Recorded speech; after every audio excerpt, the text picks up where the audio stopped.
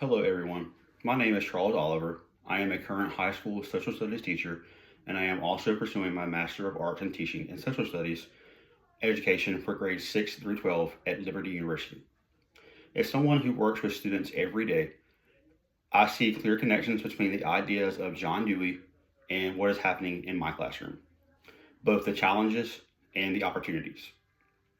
Today, I want to explore Dewey's core educational ideas, his lasting impact, and a few critiques that help us think more critically about his influence on education. So, who was John Dewey? John Dewey believed that education should be rooted in experience.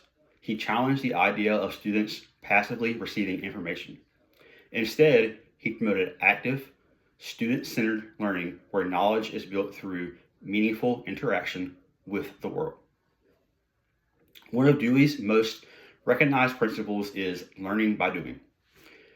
As a social studies teacher, I find this especially relevant when my students participate in mock collections, simulations, or project based learning activities. They are not just memorizing facts or preparing for another test, they are engaging in real civic processes, and that is exactly what Dewey envisioned. Another important idea is Dewey's belief that the classroom should function as a community, a place that models democratic life.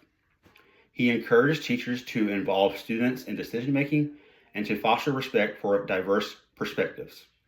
In my classroom, this plays out through class discussions, group work, and activities where students learn to listen, speak thoughtfully, think critically, and collaborate toward shared goals. These are essential social studies skills, and they reflect Dewey's emphasis on preparing students for democratic participation. Finally, Dewey emphasized that learning does not end with school. He believed in education as a lifelong process. I see this in my students when they begin to connect history or government and current events in their lives. That curiosity, that spark to keep asking questions beyond the test, that is the kind of learning Dewey wanted to cultivate. John, John Dewey's ideas have shaped so many modern teaching practices. He was a major force in the progressive education movement, which emphasized children centered learning and rejected rigid authoritarian models of instruction. His work laid the foundation for project based and inquiry based learning, both of which I use often in my own classroom. These methods challenge students to explore big questions, gather evidence, and present conclusions in meaningful ways. He also redefined the purpose of public education itself. For Dewey, education was not only about preparing individuals for work, it was about preparing them for citizenship.